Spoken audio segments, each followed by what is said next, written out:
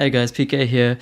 Today's episode is going to be a little bit different. I was actually interviewed by the Smart Property Investment Show by Phil Tarrant.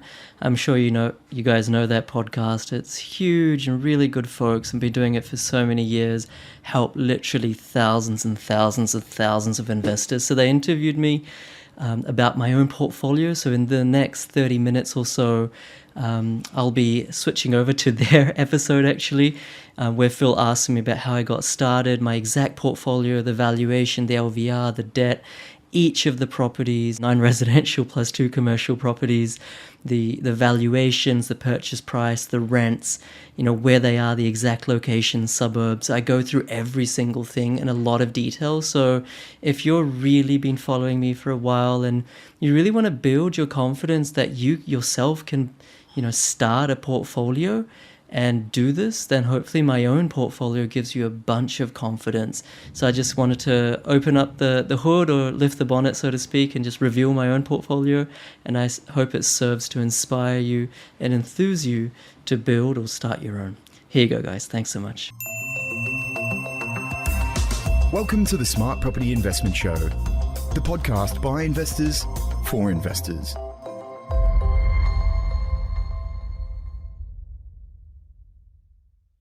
Oh, g'day, how you going? Phil Tarrant, host of the Smart Property Investment Show. Investor stories is what we love. Pulkit Gupta, PK, is in the studio with me. He's recording from Brisbane. He hasn't been locked up. PK, how you going?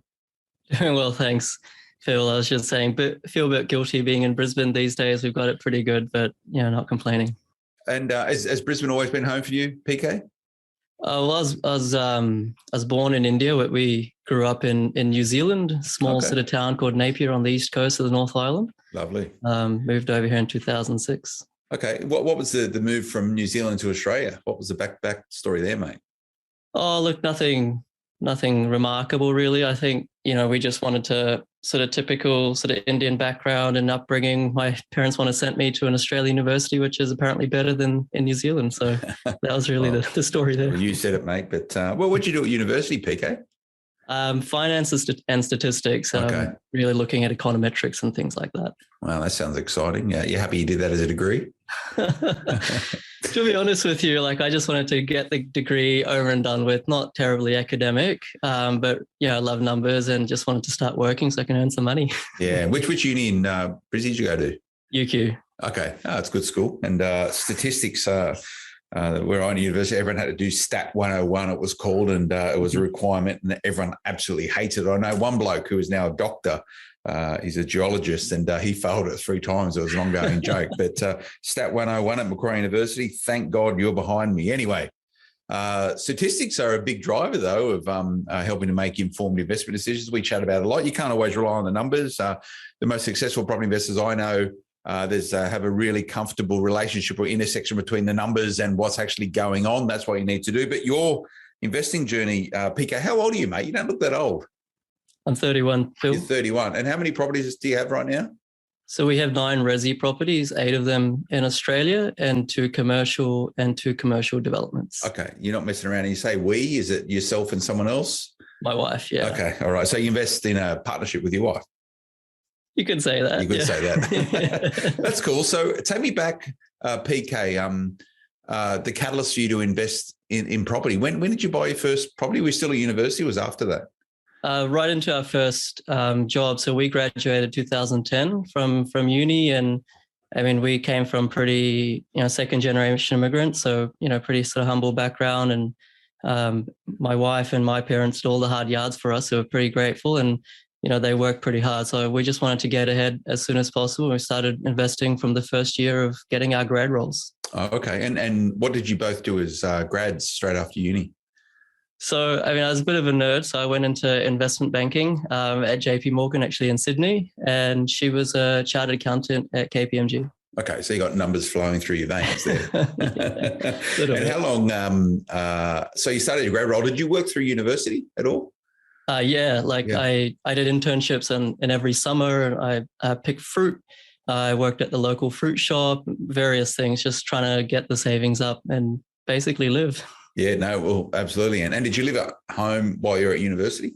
Okay. Yeah, I did. That always helps. And like mum did all your cooking and cleaning and you look cooking, pretty cleaning, everything under the sun. Yeah. So how much? So let's talk about the first property. Whereabouts was it, PK?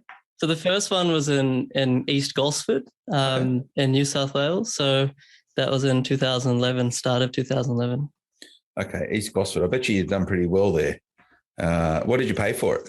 So that one, the purchase price, I made some notes because I know you're going to ask me these. It was about 320. Okay. 321 or something, like 320, 2011. And yeah, back then it wasn't such a hot market. I mean, no one was really looking there like they are now, but yeah, it's done pretty well. And what was that, a house?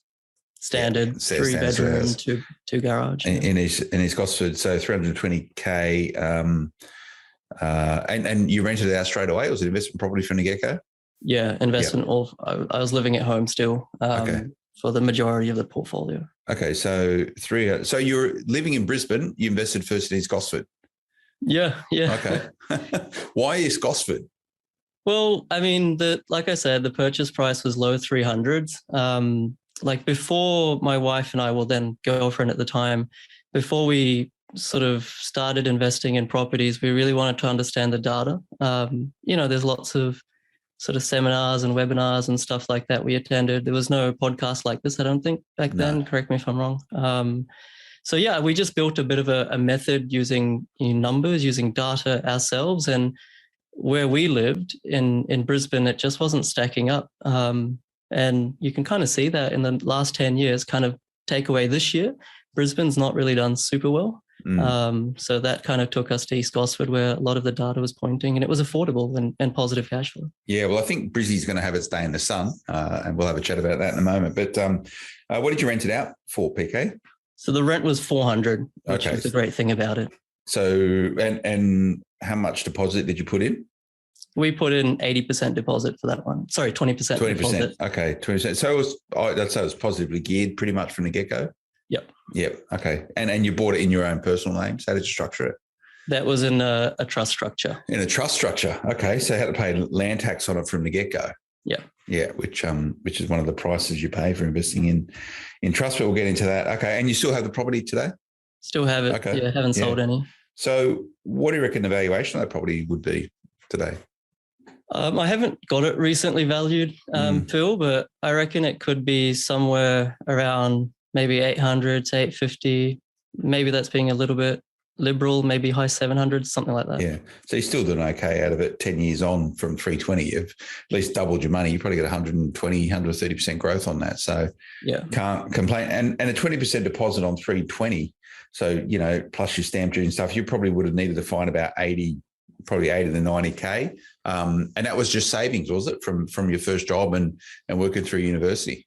Yeah, I did an internship at Macquarie Bank and a couple of other investment banks. They pay you like $10,000 a summer.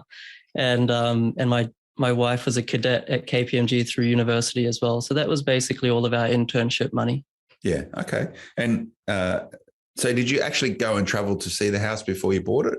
No. So that's the thing. And, for me, I mean, a little bit stingy. I didn't want to pay, flights every weekend to inspect properties and everything like that. So I was just trying to figure out how to actually buy interstate. And I called a couple of property managers that were local to the area and said, if I find the right property, will you be okay enough to inspect it for me? Like, I'm happy to give you $100 or $200, something like that. And they actually said, I mean, this was back in the day and now it's much more common, but they actually said they're happy to do it for free as long as I was serious and as long as they, I would give them the management to them. So I think they must have inspected 4 or 5 properties before this one. And we bought it. I mean, I wouldn't say sight unseen because they did the due diligence, but we didn't go down there. Yeah. And you stayed with the manager? You still got the same manager today on the property? I think the business has been sold and bought a couple of times since that time. Yeah. But still continuity. Okay. Yeah, exactly. That's cool. All right. So that's 2011 in East Gosford. So for those of you that don't know where East Gosford is, the bottom of the Central Coast in New South Wales. It's probably only about, with the new tunnel there through the start of the M1, it's probably less than an hour from Sydney now. So, nice and close. And you'll do well over time there, East Gosford. So what was the second property, PK? So the second one was in Frankston, just south of Melbourne, or southeast of Melbourne. That one was, again, similar sort of price, 315. The valuation, or my valuation, came out based on comparables at 340. So kind of made sense for me. And it was renting not as good as the first one at 310, but still positive cash flow. This time we went 12% deposit. 12% deposit. Okay. And you buy that also in a trust structure? Yeah, that was in a trust structure as well. Okay. All right. And today, what sort of value do you reckon you'd have on it? I reckon, back then it was a bit of an ugly duckling, and Frankston's still not for everyone, but it's gone up to about, I'd say 700 to 750, something like that at the moment. Okay. Yeah. And sorry, when did you buy that? That was in 2012. So, about a year after the first. And you had a 12% deposit. So a little bit less than the sort of 20 that lenders like you to have. So, and you had to pay lenders' mortgage insurance, LMI, as a result of that? Yeah. So actually, because my wife was an accountant, we didn't need to pay it, but we didn't find that out until like the fifth property. So for some reason, our broker didn't tell us. So we were still paying lenders' mortgage insurance, even though we didn't need to. So you're saying because because you had a professional package, because you're an accountant, they don't charge LMI. Some lenders do that. Yeah, I think if you're a nurse and chartered accountant and a few other professions, they don't charge you LMI. Because they think you're a little bit more stable than everyone else, do they? So you're paying LMI all this time, and you didn't know that you could have got products out there that you didn't have to pay LMI on. Did you change brokers when you found out? We didn't change brokers immediately because the guy was really good as well. But we've moved on a couple of times since then. So 12% at 310 on 315 property in a trust. Was that positively geared? It would have been. That was about neutral at the time. Yeah. We were on pretty good income. So we were thinking we don't want to buy negatively geared property, but it doesn't need to give us $10,000 a year from the get-go. Yeah. And where'd you get the cash to stump that up? Did you just save money through working again?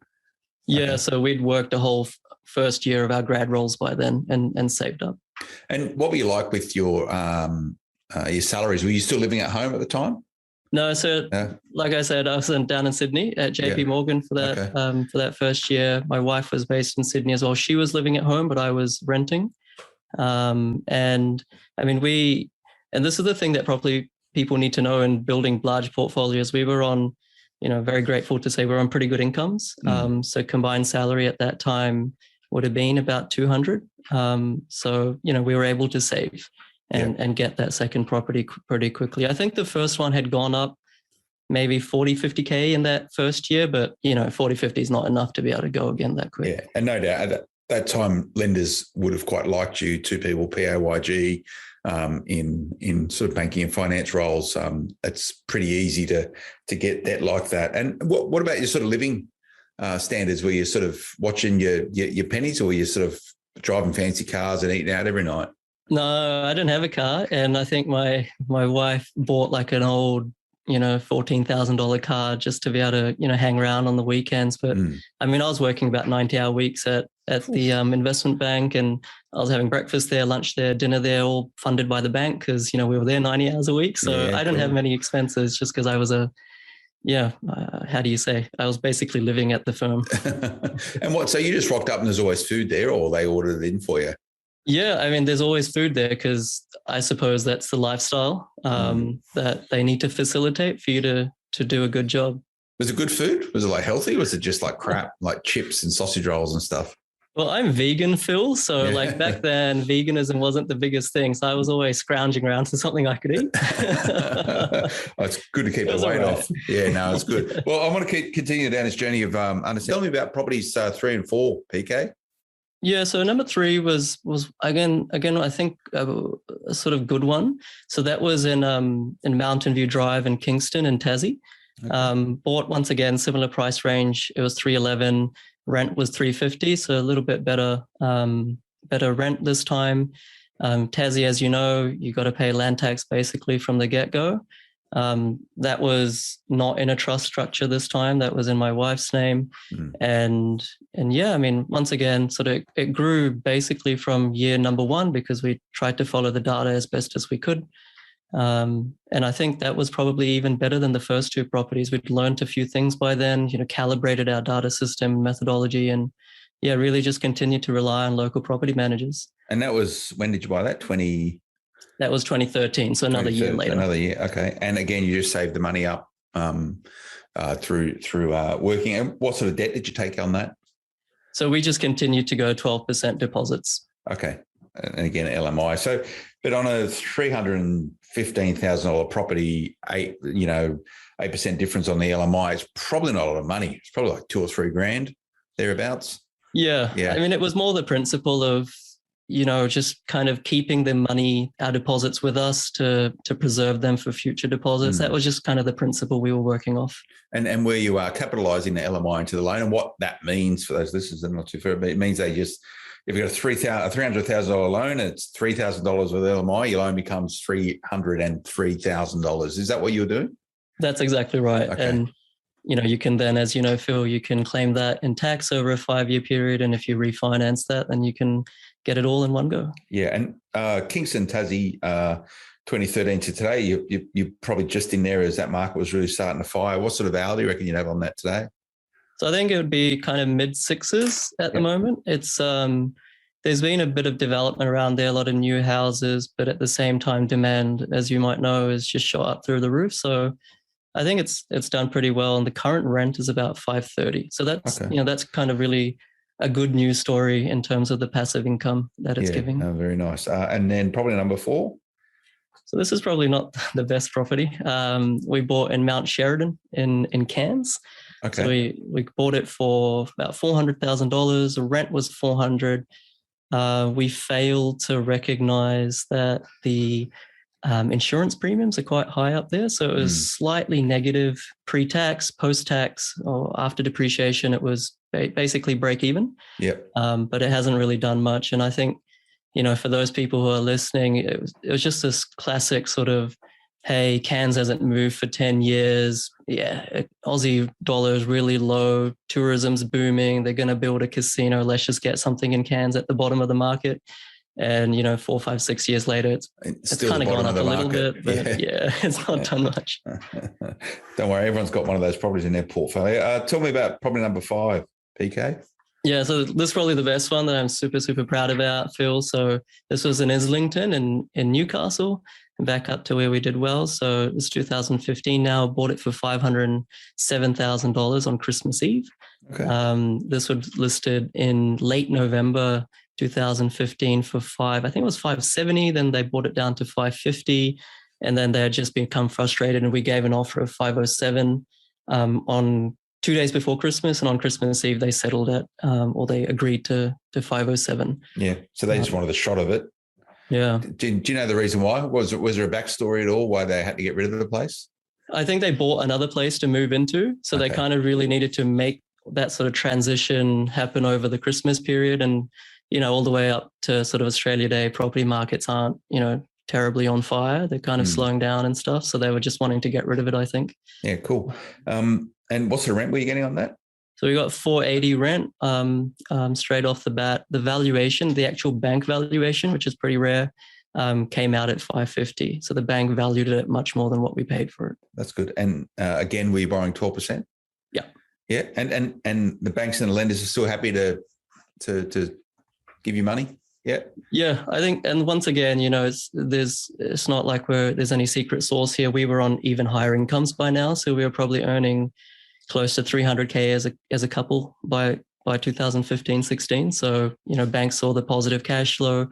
The APRA rules hadn't really come in to a huge effect by this time, and they were still happy. Okay, cool. Property 6. So property 6, finally bought back in where I was living in Brisbane, so Ferny Hills. Okay. Purchase price was $480. Valuation was basically the same. This one was our first negatively geared property. The rent was $440. We thought we'd get $480, but literally the rental market shifted within 3 months from point of offer to settlement by about $50 a week. So that wasn't great, but that's done well. Okay. Property 7.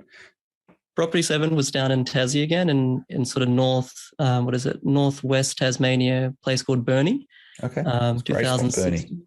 Yeah, Burnie's really good. I mean, since that time, the population of Burnie's actually gone down, but property prices have gone through the roof. And that's just because a different type of demographic has moved in. We got that for 230. The rent was 260, so back into positive cash flow territory, paying more land tax, but it is what it is. There you go. Property 8, Resi? So property 8, Resi, is in Peachtree in Brisbane again. Good spot. 2017, bought for 350. And these are all houses, right? Basically, all of them are 3-bedders. Yeah. Okay. Peachtree, so that's where that new Sunshine Coast University is. So no doubt not far from there. Is that what sort of attracted you to the area, that sort of potential growth? To be honest with you, Phil, that was a nice bonus to have at the time, but I'd kind of been burnt by sort of just following infrastructure and things like that up in Cairns. When it comes to infrastructure, there's planning phase, there's the feasibility phase, there's the approval phase, funding phase. It can fall over at any point. So I didn't buy it because of the university. By that time, we'd sort of calibrated our system and we were really just following the methodology, looking at stock on market, inventory levels, days on market levels, a whole bunch of statistics. Yeah. Okay. Property 9? So property 9, this is the last residential one actually bought this year. And this was overseas. So this was in a sort of tourist area in India. Okay. We got it for a purchase price of 420K and it is valued at 600K. So, things happen a little bit different in India and we were able to sort of haggle it down to a good price. So 600K, you bought it for 400. Which is where's the area? So it's in a state called UP, Uttar Pradesh, in a town called Vrindavan. Okay. So things work different that way. If you got to know local people, you got to know how to give them money. We paid half of this, under the table, half of it over the table. Okay, that's no doubt the Indian tax system operates a bit different to the ATO, but hopefully they're not listening to this. Yeah, I'm not an expert in that. My recommendation is always pay your taxes, but anyway. And what's the game plan with that? Is that like a holiday house, or are you going to use it, or what's the play? Yeah, I mean, the idea of that is it's actually a tourist hotspot. So lots of Americans and European people go. This is really near the Taj Mahal in Agra. Okay. So you could say it's kind of like the equivalent of an Airbnb. There's a different platform that works in India. And over the long term, if we want, then we can just spend some time there, my wife and I and our son, if we want to. Are you guys from the same, what are they called in India? There's not area. You don't have counties. You have the same... province? Did I get that right? Province, it's state. It's called states as well. Yeah, the states. Yeah. Are you from the same state, yourself and your wife? We're from different states, actually. So I was born on the north side, quite near New Delhi, and she was Indian origin, but she was born in East London, in the UK. So, Oh, very cool. So that was probably number 9. Are you going to buy any more offshore stuff, or is that just a bit of a play? Like, is that an income-producing property? You're going to keep the money in India? What's the plan? Yeah, so I mean, that was, you shouldn't really combine pleasure and investment, but that was our combination of pleasure and investment. We're going to keep that one. It's going to give us a lot of income in the short term, I hope, at least. Yeah. I mean, we've just bought it recently. And then, like I said, over the long term, if we want, we can go and occupy that if we want to spend some time in that part of India, which is really beautiful. And in terms of like future offshore investments, I mean, we don't have any money in cash right now, but when we do save up and have that ability, we actually want to buy in the US, just to kind of have the ability to move there for short periods of time if we want to. But it's very expensive, especially where we want to go over there. So it'll be a little while away. Yeah, no, it's sort of portfolio that a lot of people would like to build as a foundational point. From a foundational point, no doubt. This will hold you well moving forward. What's the total valuation of the Resi portfolio, PK? Yeah, so including the one in India, it's about touching 5. So I think it's about 4.7 or 4.8 or something like that. Okay, and how much debt are you carrying on that? There's about 1.6 or 1.7 mil of debt at the moment. And okay, what's the LVR position? That's good. You're good with numbers. 32.8%. Yeah, something like that. Yeah, it's about a third, right? And the reason the debt is so low is that we've been working our asses off, basically, working really hard, the both of us in our jobs, and trying to pay those properties down to some extent. Well, let's have a chat about that. I said that you've been, you gave us the LVR position, so 30-odd percent, 4.8 million valuation, 1.6 million in debt. And a lot of people would say, what are you doing? You guys should be going harder right now. But it depends where you sit on the risk curve. So are you, all these mortgages, are they principal and interest? Are you paying them down over time? Is that the plan? Some of them are Phil on P&I, but I mean, our plan is really to, and when I gave you that equity position, that includes the offset money, the capital and the offset. The plan is to just have that liquid cash available if we want to do something with it. I think we're not as diversified in other asset classes like shares and other things. So we don't want to be going too much more into residential property in Australia. I mean, different strokes for different folks. But that's where we have that money in the offset to kind of do something else with in the future. And that makes sense. So PK's talking about an offset account. So the way that works, if you're not familiar with them, and I'll be really general with this, if you've got $500,000 of debt on a property, and then if you put $500,000 in cash in your offset account that's connected with that property, you'll pay zero interest if it is just a principal, if it's just an interest-only loan. So what it does, it offsets the amount of money that you're exposed to, and therefore you pay less interest. And it's a really good strategy if you're looking to build up cash for another purchase or for some other utility in time in a different asset class, have it sitting in an offset. So if you've got interest rates of 4% and you've got a completely offset, it means you've got a 0% interest rate. So it's a really good strategy for conserving cash. And what a lot of other people do also is that if they do a refinance and they realise some cash getting ready for next purchase, they'll chuck it in an offset until they're ready. So you're making that money work for you. Much better than it sitting in a savings account where you're lucky to get 0.1% at the moment. So if you need any more information about that, go and speak to your mortgage broker. They can help you out. Now, where on this journey, PK, did you start investing in commercial property? So we started doing commercial developments about 4 years ago, Phil. And when I say developments, that just means, I didn't quit my job and all of a sudden do this. I teamed up with some business partners, and mostly here in Brisbane, places like Morayfield, Logan, and a couple of other localities. We're doing service station. We did a childcare center. One was a combination of the two. And I was basically a silent money partner, as well as doing some funding, kind of helping the project that way. And my business partner is civil engineer. So he was kind of doing, the more sort of roll up your sleeve, hard sort of dirty work. And through that, we're able to make more lumpy, you could say, sort of chunky profits, for want of a better word. Yep. And then the buy and hold commercials was just this year. Okay. And what's your buy and hold commercials? So we got two. The first one was up in, is up in Townsville, in Garbut. That's standard shed. It's got, I think there's a panel beater, there's a paint guy, and what is like a boxing gym or something like that. Okay. Side by side. It's pretty cheap, about $440 we paid for it. Yep. Needs a new roof, which is going to cost me about $50,000. But once we do that, I reckon, I haven't got a valuation or anything, but I reckon that would be about 600. Okay. And I imagine pretty good cash flow out of that? Yeah. So that was a really good deal. The cash flow, I think before expenses, about 50,000. After your property management fees, the tenants don't pay the outgoings in this case. It ends up being about 35. So I think, gross about 8 or 9, maybe 6 or 7 net, something like that. And the portfolio you've built, you've diversified out into commercial assets. To your point, you'll probably go wider in your asset base, but you're still young, mate. What's been the secret to your success? Or number one, do you think you've been successful? And number two, the answer is yes, which it probably should be. What's your sort of, what's made this so right for you? What's your sort of guiding sort of force in making these investment decisions?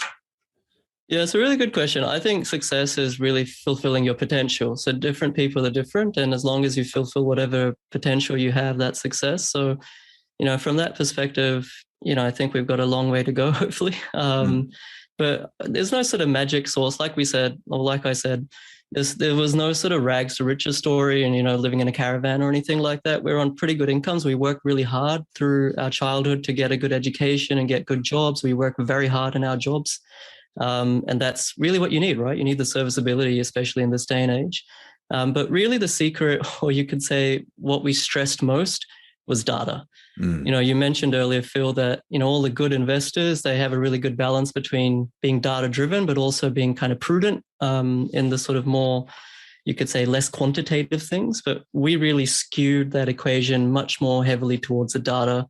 And I mean, back when we started, there wasn't that much data out there. And I had a background, like I said, in statistics. So I just compiled a lot of the data that I could and ran, there's a bit of a nerdy term, something called multivariate regression analysis, which just allows us to understand, of all the data factors out there, what are actually meaningful, what have a meaningful coefficient, what are their respective weightings. And we just sort of use, these data factors. They're not secrets. So on that basis, then, did you make your own determination of what data points were the most important? You created your own indexing score to say, hang on a second, I chuck all these numbers into this pot, shake it up, and then these ones are the highest. What would be the sort of the core or the primary data points or the primary data indicators which for you would indicate investability in a particular area and or asset? Yeah, it's a good question. Like, we use 30 to 35 data factors, but there's this sort of 80-20 principle. Basically, if you look at stock on market percentages, days on market trends, online search interest ratios, average vendor discounting, building approval schemes around, where you're looking to invest, mortgage affordability is obviously an important one, job advertisement trends, et cetera, et cetera. And it's not just the coefficients or the weightings or the indexing, as you put it, but it's also the thresholds. Like, for example, we found that on average vendor discounting needs to be less than 5% and trending down, along with other things stacking up, for the balance of demand to start pipping supply. And so when you can actually do this quantitatively, you can sort of sit back and say, all right, I don't know anything about the Australian property market. I'm just going to let the data speak for itself, start with the 15,000 suburbs and, make your way downwards. And then, like you said, you have your local property manager, you have other things that you can just find online, like flooding and, bushfire zones and flight path corridors. You can kind of overlay that qualitative stuff and, kind of sandwich together where you should buy, quantitative top down and qualitative bottom up. So for those of you that aren't data nerds, quantitative and quantitative being numbers and qualitative being sort of more narrative. So what's the story around it versus what are the numbers saying? I guess a very important thing to take from this is it's good to embrace data, and you got to know data to be a good property investor. But the best people I've seen use data don't have what's called confirmation bias, where what PK is saying there is that you start at 15,000 properties and then without any bias or agenda and work out what it is, rather than going, hey, I think this suburb is really good. I'm going to use data to prove to me that it is good. Don't do that, because that's how you end up in trouble. But PK, mate, great story. When you sort of get any more offshore stuff, come and have a chat with us, mate. I want to understand how that works for you. And so the property in India, did you buy it all in cash, or have you got any debt on it? That was a cash purchase. Cash, okay. They Cash wouldn't lend me over there. Yeah. But I really like to uncover that journey as you go through that. But keep at it, PK. You're doing well there. It's a really good portfolio. The debt position is great. Paying off the loans, that might work for you. It might not for other people, but no doubt you're getting ready for that next big purchase. So when you do that, come and have a chat with us, mate. Yeah, awesome. No, 100%. Thanks for having me on, Phil. Nice one. That's PK Gupta, property investor. These are the stories that we like. And to put it in perspective, only about, it's a tiny fraction of Australian property investors own more than 6 properties. So PK is one of those. Don't think that every property investor in Australia's portfolio looks like PK's. Most property investors in Australia only have between 1 or 2 properties, and that is the norm. So you need to make sure you get those first 2 absolutely right if you want to go out there and build a portfolio. But these are the stories that we like to have on a Smart Property Investment Show. Remember to go and check out the website, smartpropertyinvestment.com.au, social media, Smart Property HQ. And a favour for me, no doubt PK is going to do it as soon as we finish, because I'm going to look tomorrow he's going to leave a review for us on iTunes or wherever he listens to the podcast. I get to do the good bit of this, and that is have the chat with the property investors about this big team here that make me sound good and get these great guests coming on the studio. They get a real kick out of that feedback. So if you can do that for me, that'd be great. It'd be a favour. I'll see you again next time. Until then, bye-bye.